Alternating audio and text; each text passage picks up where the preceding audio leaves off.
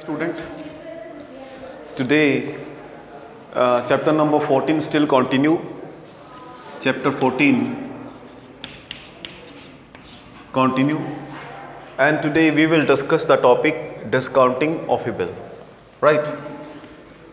today जो topic है discounting of A bill, इसमें सबसे पहले राजे आपको ये पता लगना चाहिए कि डिस्काउंट का अमाउंट निकालना कैसे है।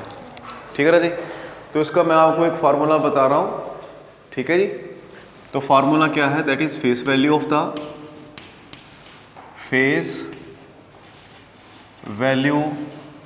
The bill. ठीक है जी, मल्टीप्लाई आप जितनी परसेंट पे डिस्काउंट करा रहे हो, ठीक है जी, रेट ओवर 100। और अगर आप 3 महीने का बिल है और 3 महीने पहले डिस्काउंट करवा रहे हो, ठीक है जी, तो फार्मूला होएगा 3/12। और अगर आप 2 महीने पहले डिस्काउंट करवा रहे हो तो फार्मूला 2/12। और अगर 1 महीने पहले डिस्काउंट करवा रहे हो तो फार्मूला इज़ 1/12। तो यहाँ पे मैं आपको मंथ लिख रहा हूँ।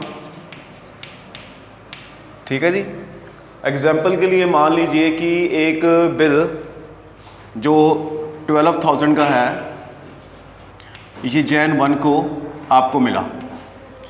ठीक है जी, Jan 1 को आपको बिल मिला और ये बिल 3 मंथ बाद क्या होने वाला है? ड्यू होने वाला है। 3 मंथ के बाद क्या होने वाला है? ड्यू होने वाला है। और अगर आप इसको सेम डेट को ही क्या करवा लेते हो? डिस्काउंटेड करवा लेते हो। तो डिस्काउंट का अमाउंट कैसे निकाला जाएगा? 12,000। ठीक है जी, और इसकी जो डिस्काउंटिंग अमाउंट है वो है 12%। तो आप 12/100 करोगे। आप सेम डेट को करवा रहे हो, दैट मीन 3 महीने पहले करवा रहे हो, तो 3/12 लगेगा। तो अमाउंट आ जाएगी इसकी 360, यानी कि इतने रुपये बैंक अपने चार्जेस कट कर लेगा। तो मैं राजे आपको एग्जांपल डिस्कस करने जा रहा हूँ थर्ड। तो थर्ड एग्जांपल में क्या है? अतुल, एक पर्सन है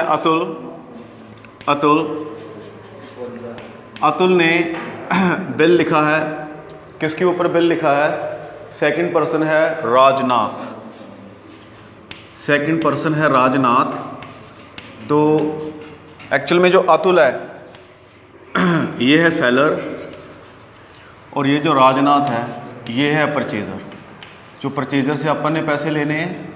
तो अतुल ने राजनाथ के ऊपर बिल लिखा 12,000 का। ठीक है जी, जनवरी 1, 2009 को। तो जो बिल की अमाउंट है वो क्या है? ₹12,000। और ये Jan 1 और 2000 जो है 19 को लिखा गया, 2019 को। तो इसमें अलग अलग आपको केसेस दिए हुए हैं ताकि आप क्या निकाल पाओ? डिस्काउंट निकाल पाओ। ठीक है जी, तो फर्स्ट में ये लिखा है कि जो बिल है वो डिस्काउंट करवाया गया 11,500 का। ठीक है जी, तो जो डिस्काउंट का अमाउंट है वो आप कैसे निकालोगे? आपका बिल है 12,000 का, 11,500 का ये बिल डिस्काउंट करवाया गया, तो 500 रुपये किसका अमाउंट आ गया? ये अमाउंट आ गया है आपके डिस्काउंट का। उसके बाद आपने कहा कि ये बिल सेम डेट को 12,000 का डिस्काउंटेड करवाया गया। तो अगर आपने डिस्काउंट का अमाउंट निकालना है तो बहुत सिंपल है। 12,000 को आप 12/100 करते हो क्योंकि रेट 12 है, और 3 महीने पहले निकाल रहे हो तो 360 का अमाउंट आएगा। ठीक है जी, अब इसमें जो थर्ड केस है, थर्ड केस में बताया है कि जो बिल है वो आपने जनवरी 4 को 1 Jan 4 को डिस्काउंटेड करवाया। और 1 Jan 4 को आप डिस्काउंटेड करवा रहे हो। ठीक है जी, तो नेचुरली ये सेम है, 3 महीने पहले ही करवा रहे हो आप। तो जो डिस्काउंट का अमाउंट है इट रिमेन सेम।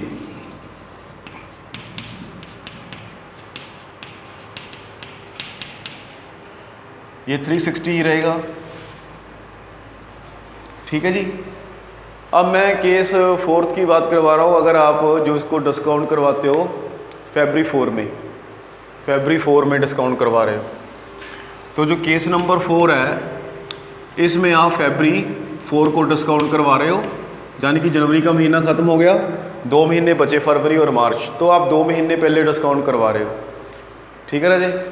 तो 2 महीने पहले डिस्काउंट करवाओगे तो डिस्काउंट का अमाउंट कैसे निकलेगा, 12,000 इंटू 12/100 मल्टीप्लाई 2/12। ठीक है जी। तो अगर आप डिस्काउंट का अमाउंट निकालोगे तो ये अमाउंट बनेगा राजा आपका 240, इसका अमाउंट बनने वाला है 240। और राजा मेरे पास 5th केस है। 5th केस में ये जो डिस्काउंट आप मार्च 4 को निकाल रहे हो, यानी कि 1 महीना पहले आप बिल डिस्काउंट करवा रहे हो, तो जो डिस्काउंट का अमाउंट है कैसे निकलेगा, अभी 1 महीना पेंडिंग है, तो आपको 1/12 करना है, 1/12। तो राजा आपका जो डिस्काउंट का अमाउंट निकलने वाला है वो है 120। तो स्टूडेंट इस तरीके से आप स्टेशन जो है आपकी 3 सॉल्व होएगी, और स्टूडेंट आपको इसके साथ इसकी फॉलोअप करनी है। और आज आप थोड़ा सा इसकी जर्नल एंट्री सीखेंगे कि ये जो टॉपिक है आपका discounting of A bill of exchange, इसकी जर्नल एंट्री आपने कैसे करनी है। तो जर्नल एंट्रियों को साथ साथ चलते रहना। ठीक है जी। मेरे पास स्टूडेंट एग्जाम्पल है 4, एग्जाम्पल 4 है राजे। 4 एग्जाम्पल में लिखा हुआ है कि Praveen draw on Kadar a bill of exchange for 3 months 1000 which Kadar accept on the 1st Jan 2009, right. तो मेरे पास एक कादिर है, तो मैंने कादिर की बुक्स बनानी है, कादिर की बुक्स, और दूसरी पार्टी है मेरे पास प्रवीण, एक है प्रवीण, तो मैंने प्रवीण की बुक्स भी बनानी है, प्रवीण बुक्स। ठीक है जी। तो दोनों की मैं किताबें बना रहा हूँ। तो इसमें जो प्रवीण है उसने बिल लिखा है कादर के ऊपर 3 month का 1000 रुपीज़ का। तो प्रवीण पहले बिल रिसीव करेगा, प्रवीण एंट्री करेगा bill receivable account debit to Kadir. तो राजे 1000 रुपीज़ का बिल रिसीव किया अपने। ठीक है जी। ये 3 महीने का बिल है, और इधर जो कादिर है ये लिखेगा कि इसने प्रवीण को बिल दिया, तो ये प्रवीण को डेबिट करेगा टू बिल्स पेबल, ये बिल्स पेबल को क्रेडिट करेगा। इसने 1000 रुपीज़ का बिल दिया, इसने बिल दिया पर पैसे नहीं दिए, इसलिए बिल्स पेबल वर्ड यूज़ करेगा। इसने बिल रिसीव किया लेकिन पैसे रिसीव नहीं किए। ठीक है जी। तो वो बिल रिसीवेबल वर्ड यूज़ करेगा। इसके बाद आपने ये जो बिल है डिस्काउंटेड करवा लिया 1 फरवरी को, आपको मिला जो 1 Jan को है, आपने 1 फरवरी को डिस्काउंटेड करवाया, 2 महीने पहले आपने ये डिस्काउंटेड करवा लिया। ठीक है। तो राजा आपने एंट्री क्या करनी है, सबसे पहले देखिए आपके पास ये जो बिल है 1000 रुपीज़ का है। ठीक है जी। और आपने इसको डिस्काउंटेड करवाया है कितने में, 985 में, 985 में अमाउंट आपको दिया हुआ है। तो जब आप डिस्काउंट करवाओगे पैसे सीधे आपके अकाउंट में जाएंगे, तो बैंक अकाउंट डेबिट 985। इसके बाद आप डिस्काउंट को डेबिट करोगे, 15 रुपीज़ की डिस्काउंट है। ठीक है जी। और बिल रिसीवेबल आपने बैंक वालों को दे देना है, तो 1000 रुपीज़ से ये एंट्री पास हो जाएगी। ठीक है जी।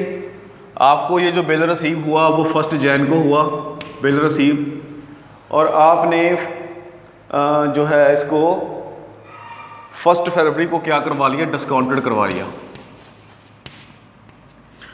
इसमें ना जी एंट्री क्या है कि ड्यू डेट पे ये बिल इसके पास वापस आ जाएगा, बिल्स पेएबल अकाउंट डेबिट, इसके पास बिल वापस आ जाएगा, और ये इसने कैश पेमेंट कर देनी है। ये 1000 रुपीज़ की पेमेंट जो है कादर कर देगा। बिल 1 Jan को रिसीव हुआ है, 3 महीने का बिल है, तो राजे April 4 को आप एंट्री कर दोगे ये वाली। तो ये है राजे आपकी एग्जाम्पल नंबर 4। ठीक है जी। तो आपने एग्जाम्पल नंबर 4 की जो फॉलोअप है वो भी करनी है। मेरी बात समझ में आ रही है? हाँ जी। तो ये आपने करके दिखानी है। क्लियर? तो राजे ये एग्जाम्पल नंबर 4 और एग्जाम्पल नंबर 3 जो है आपने दोनों करके देखनी है और इसकी फॉलो अप भी करनी है। नेक्स्ट वीडियो में राजे आप एग्जाम्पल नंबर 5 डिस्कस करेंगे। ठीक है जी, तब तक के लिए thank you all of you.